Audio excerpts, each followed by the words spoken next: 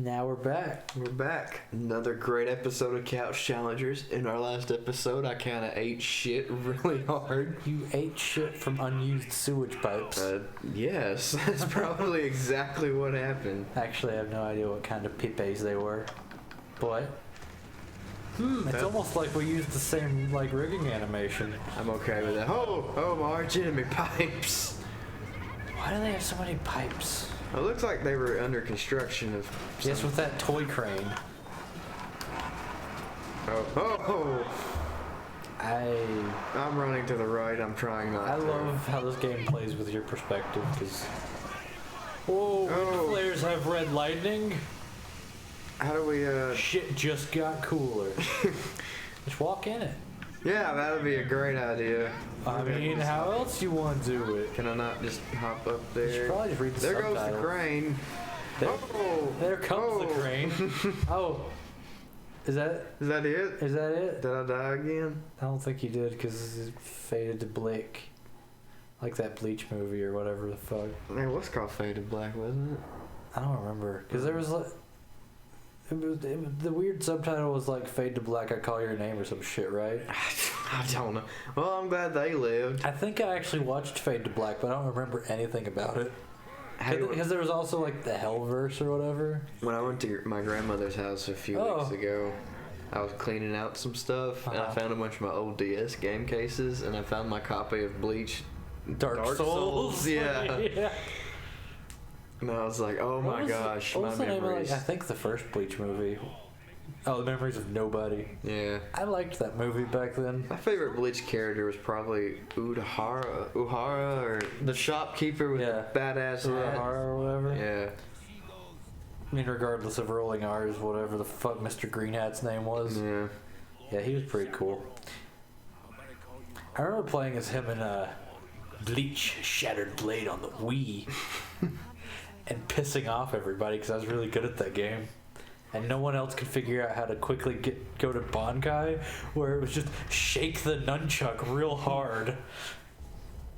So it was really funny because, you know how Ichigo gets super fast when he's in his Bankai, whatever shit. Is that when I'm so lost when on he that has lore? Is that when he puts sword. that mask over That's when he has his the head? swastika sword. Okay.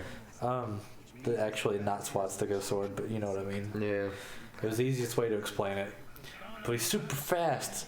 So if you just hold like C or whatever and move, he like Dragon Balls around to the other side of the screen where he becomes like blur lines for a second and is on the other side of the screen.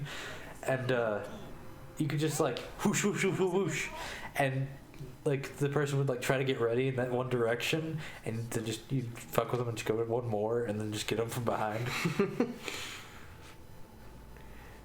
That sounds like a terrible thing to do to somebody. That game was kind of terrible. Hilarious. Like, you remember Naruto Clash of Ninja on the GameCube? Yes, I never had that one, but I had the sequel. Okay, those two were actually pretty good. I don't know about now, but I liked them when I was 10.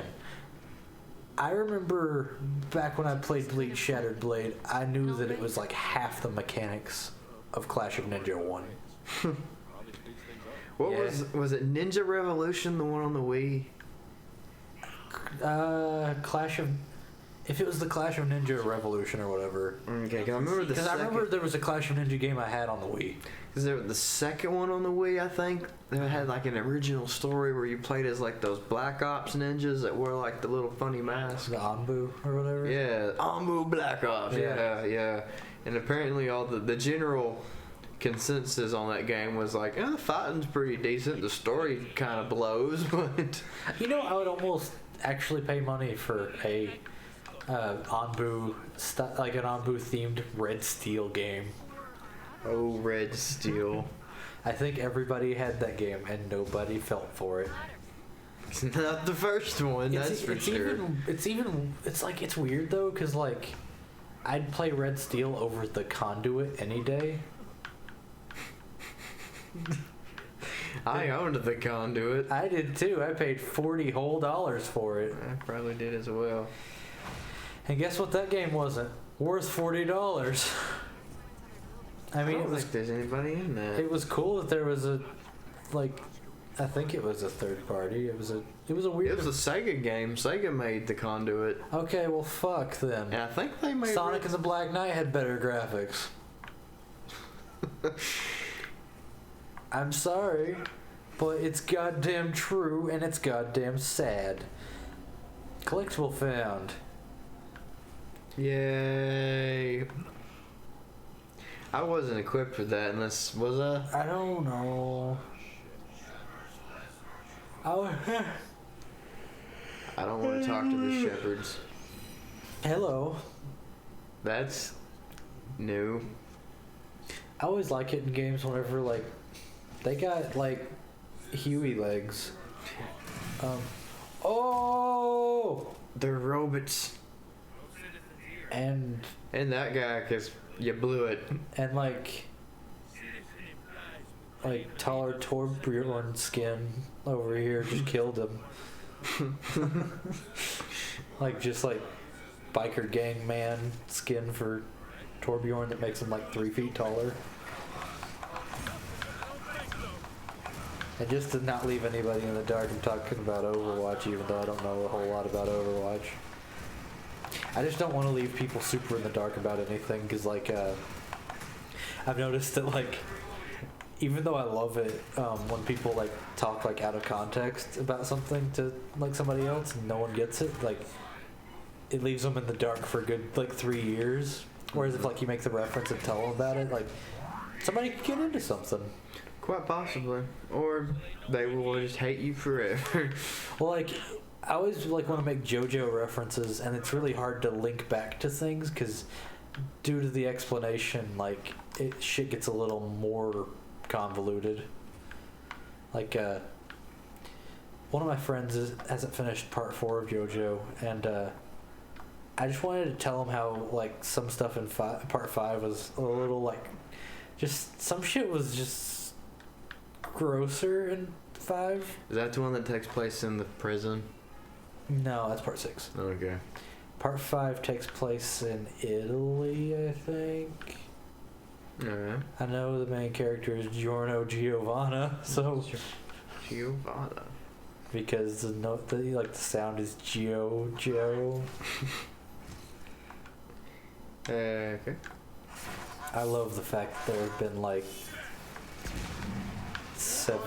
8 Giojos.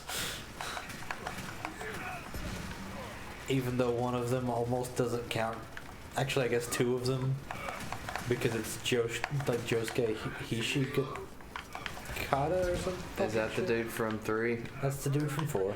Okay. And I think the dude from part 8 also shares the name, but I don't know why. Oh, crap. They got like this reload feature. If you hit this button at the right time, you reload like automatically, and if not, you have to sit through the whole animation. That's neat, but dumb. It's Like, it's one of those mechanics that I have to like feel to like make a verdict on, but like it sounds goofy.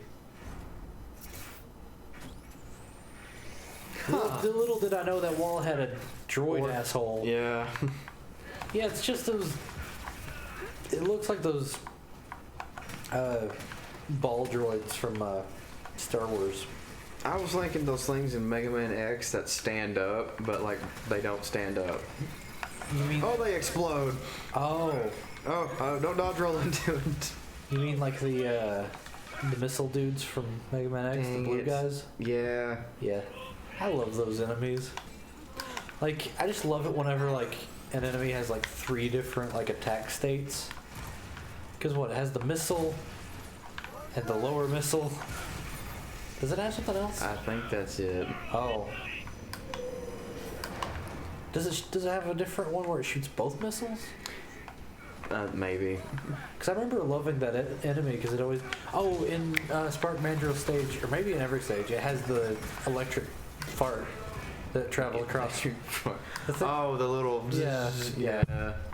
Because I remember loving that enemy because like every time I saw it, I was like, alright, what the fuck you got?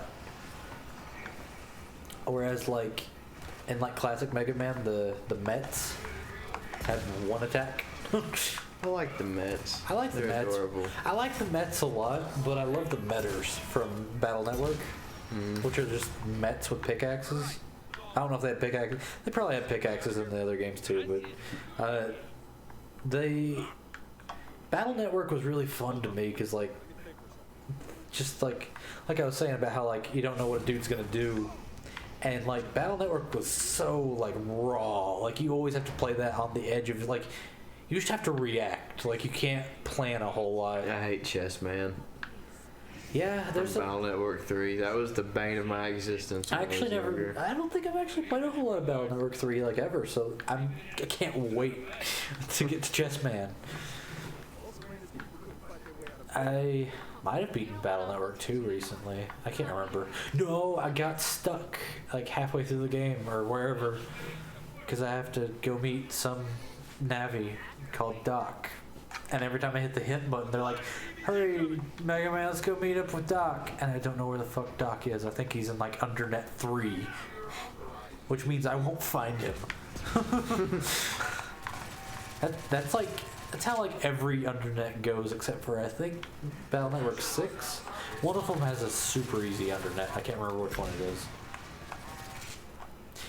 If people don't know, in the Battle Network series, there's like a dark web area, and every area is usually split up into. That guy just came through the wall.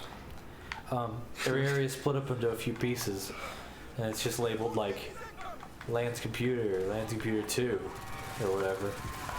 But the Undernet has like 2 to 6 areas. Mm-hmm. I remember like Battle Network 4, was it? You could fight base in the Undernet. Was it? It was based with like the weird poncho thing with his face all covered. Because I remember that I had never. So like growing up, I played a lot of Battle Network, and I always saw those like in-game posters that looked really cool, and I was like, I wonder what this is, and I clicked on it. It's like Solar Boy Django, and I'm like, okay, this is just some like made-up shit. That like that sounds too cool. Like this sounds too appealing to my like specific taste margin. So like whatever, and then like one day I found out it was from a game,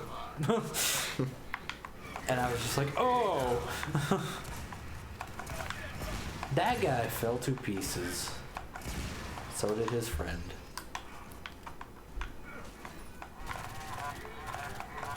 I almost want to like. I wonder how cool. Like, I just had a weird thought that could be really cool or really shitty.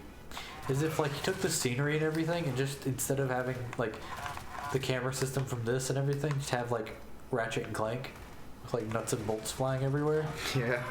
Like I wonder if that'd be like a cool idea or an awful idea. I remember adoring Up Your Arsenal. It was the name, wasn't it? Yep. I love the naming conventions for Ratchet and Clank because there's Up Your Arsenal, Size Matters, Going Commando. I can't remember any other ones, but you know they made a movie. They already make it? Like yeah, it's already flopped at the theaters and on DVD now. I remember it not looking like insanely bad. I want to say I read something where apparently the remake of the first game they made for PS4 and the movie had the exact same plot, but the game looks a lot better than the movie. Wasn't the remake of one called Ratchet and Clank the Movie the game? I don't think so. Well, there's a PS4 game called Ratchet and Clank the Movie the game, and it's a very pretty game. I just remember there being Ratchet and Clank, no subtitle or anything. Oh. Well, there's that. I remember I played it. It's called Ratchet and Clank the Movie the game. It's weird because like whenever I first heard the name and like my friend was talking about it, I was like, yeah, what the fuck ever, man. And then I played it once and I was just like, this is so good. Like it's weird whenever like you're not expecting a game to get you and then like it gets you like right in that like I played a game like this like years ago and I loved it, but like if I played it now I wouldn't like it because it's just gotten old and hasn't held up all that much. Like if you play like a good Dragon Ball Z game from like right now and then go back and play Sagas, yeah, it wouldn't be all that great. Yeah. Speaking of baby stuff, Next time on Couch Challenges, we're going to find out what's on the other side of this door. That we have to chainsaw down. Next time. Next time.